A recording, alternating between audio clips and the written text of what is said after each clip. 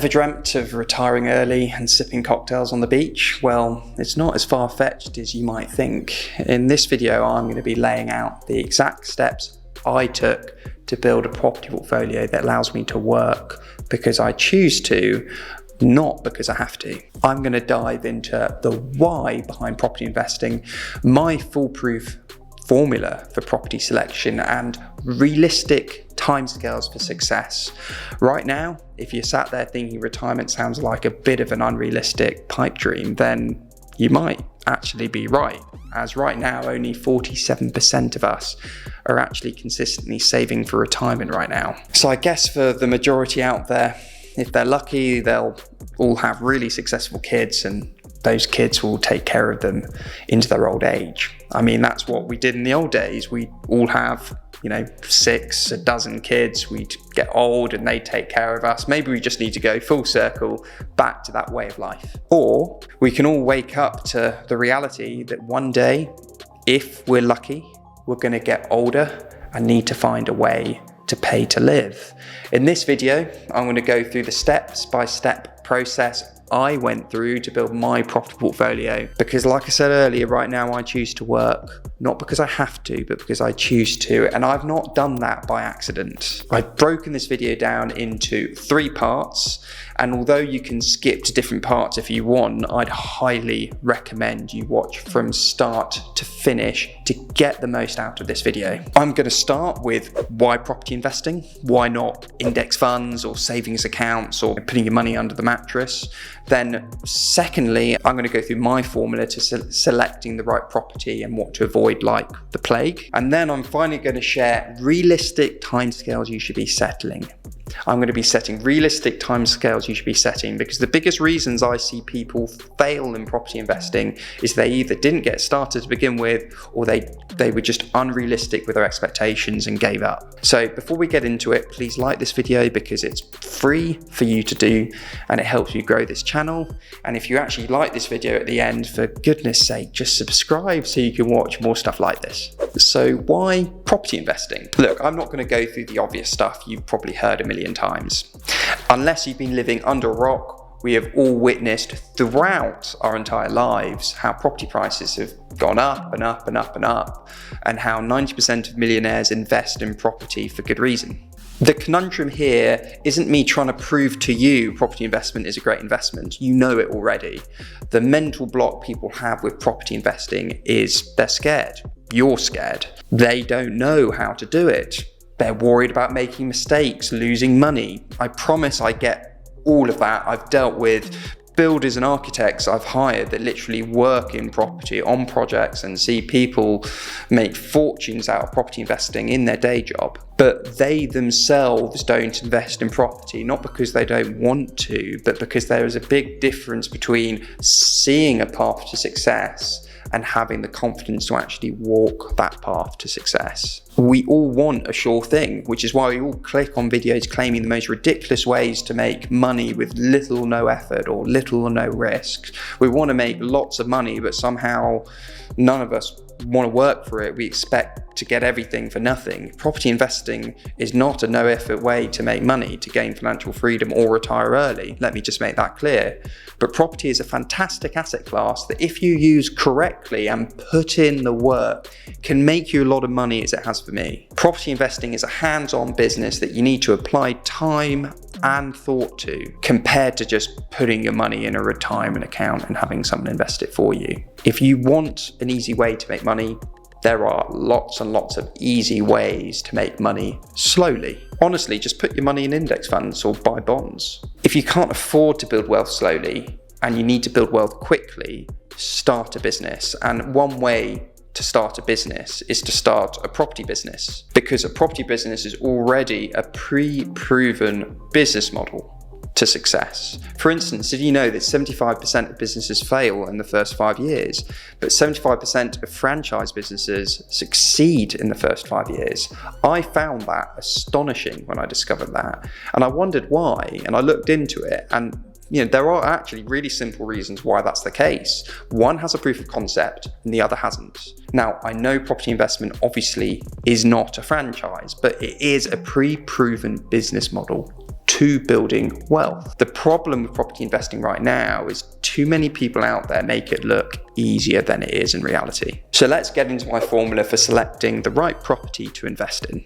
The issue here is I'm trying to offer a selection process that you can apply no matter where you're looking to invest in the UK, which obviously is quite difficult. So the best way for me to do that is to share my principles to investing. Think of these as rules to apply, and what you want to make sure you're doing is you're buying property that applies to all of these rules and that you're following these rules. If a property doesn't follow these rules, just don't buy it. Principle 1, buy property through a limited company. You are mad to buy investment property as an individual. The tax advantages to investing through a limited company are obvious. If you're not sure what those things are, then check out my other videos or other videos online. But the short version is, through a business, you can deduct all your costs pre-tax. As an individual, you can't do that with all your costs. Principle 2, stop caring where the property is. So you should 100% care where the property is, but what I mean by not caring where the property is the number one reason I hear people not investing in property is because they can't afford to buy in their local area. But what they forget is they can afford to buy in loads of different areas across the UK. For instance, I live in, say, Albans, and the average house price right now is almost £620,000. That's the average house price. Whereas the average house price in Luton, 30 minutes down the road, is £280,000, or in Northampton, a bit further away, is about £200,000. So there are plenty of areas in the UK that you can pick up a terrace house for 40k even, which you could buy with a 10k deposit and make a couple of grand profit a year from, making back your deposit 5 years later. Principle 3, add value. You've got to buy property you can add value to. It doesn't have to be anything crazy, even if it's a tired home that needs a new kitchen or bathroom and a repaint. Find something you can add value to, because it is the only reliable way to recycle your money out to reuse it on the next project. There are 2 exceptions to this rule, and that is if you're buying below market value.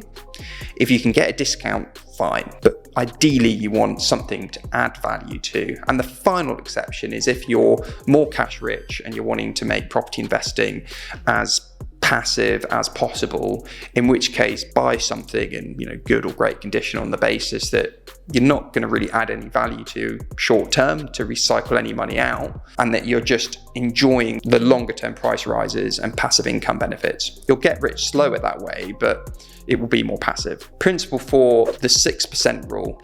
You must be able to get a minimum of a 6% yield on your property investment. So if you buy a 100k property, 6% of 100k is 6,000. So you must rent it for £6,000 a year.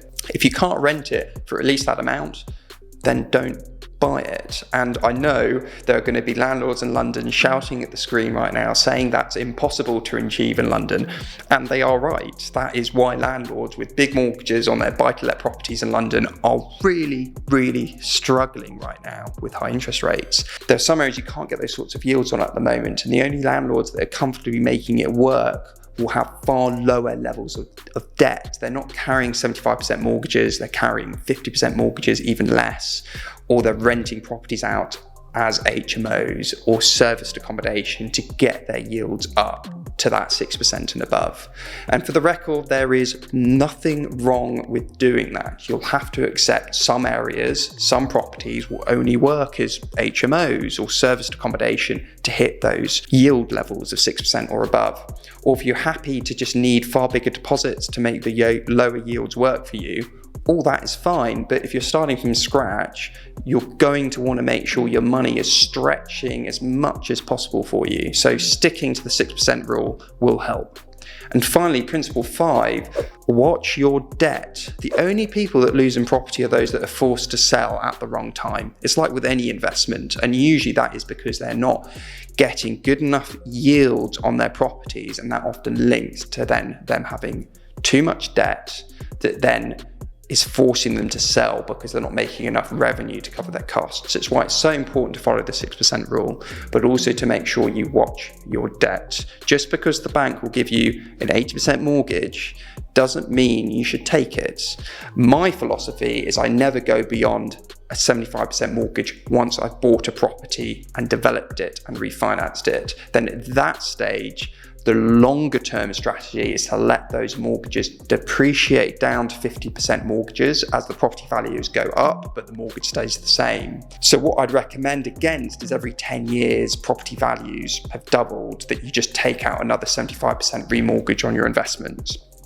Aim to get your portfolio debt to a max of 50% mortgage level long term. And to be honest, once you're 100% comfortable with your passive income or your pension income, if that's what you're doing this for, use the excess to pay off the debt altogether. That way you're really protecting yourself against downturns, against risk. You're making your portfolio as risk-free as possible.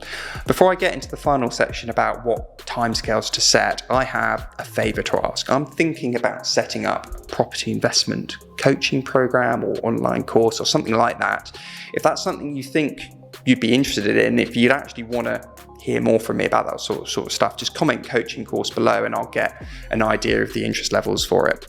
The third final section of this video is you've got to set realistic timescales. People overestimate what they can achieve in the short term and greatly underestimate what they can achieve in the long term. As a general rule of thumb, if you want 100K of passive income a year and you start with 100K to invest, it will take you between 2.5 to 5 years to make the initial investment an annual income. This is a rough average. If you pick up great deals, you could do it quicker. If you're more passive, it will take longer. But this is a realistic goal for you to set your sights on. So how does that sort of roughly break down? Well, for every pound you invest in property, you should really aim to yield about 10 to 20p a year. So if you have 30K to invest, you buy 100K property with a mortgage, you should be aiming to make between £3,000 to £6,000 a year rental profit from a property that value. Now, most of us don't want to wait 5 to 10 years to get our initial investment back, which is why the secret to accelerating your timelines is to buy a property you can add value to, then refinance the property to release the money you initially invested back out, to then repeat the whole process over and over again. So you buy a property for 100K, you spend a bit of money on it, it's then worth 150K for example, and you can then get all your money you put into it back, and you then repeat that process over and over again. But even then, you can't repeat that process every week. You're probably going to be working on 3 to 6 month cycles. So being conservative about it, you might be able to recycle your money twice a year. My point here is you have to look at investment in property for retirement as a constant business you are building over time. It's hard to get rich out of property within a year, but it's actually easier than you might think to get rich from property over a decade plus. See you in the next video.